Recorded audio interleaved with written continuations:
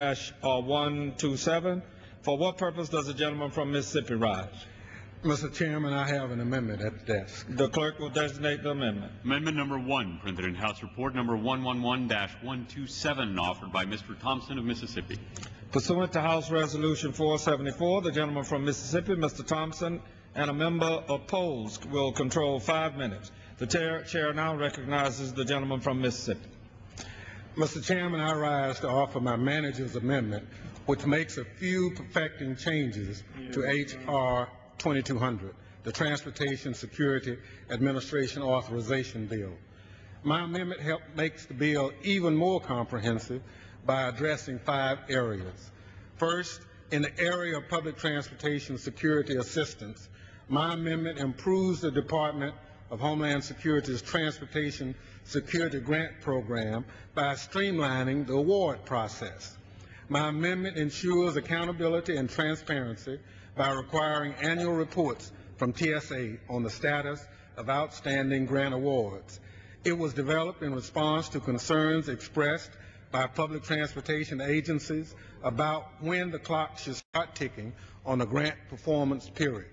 Under my amendment, it doesn't begin until grantees are actually able to access their awards. Additionally, this amendment will prohibit cost sharing for transportation security grants to ensure that grants are awarded efficiently and fairly. It also provides public transportation agencies with the tools and support they need to conduct comprehensive risk assessments in order to better secure their systems. Second, Mr. Chair, this amendment tackles the question of whether TSA needs to be reorganized to get TSA away from behaving like the Aviation Security Administration.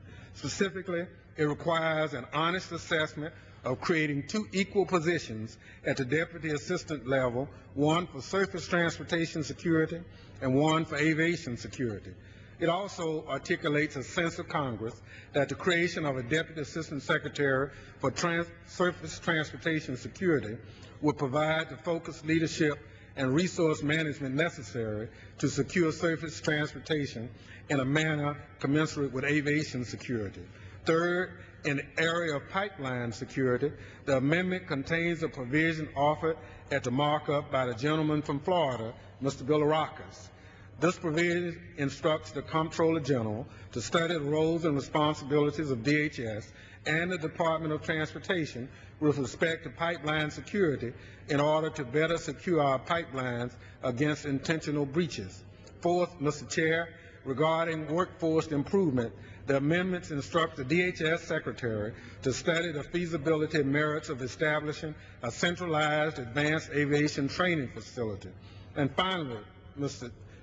Chair, the amendment contains a provision to address the special needs of travelers with artificial metal implants.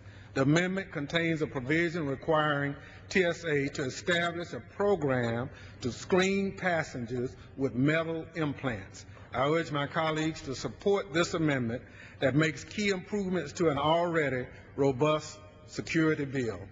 Mr. Chairman, I reserve the balance of my time. The gentleman reserves the balance of his time. The gentleman from Pennsylvania.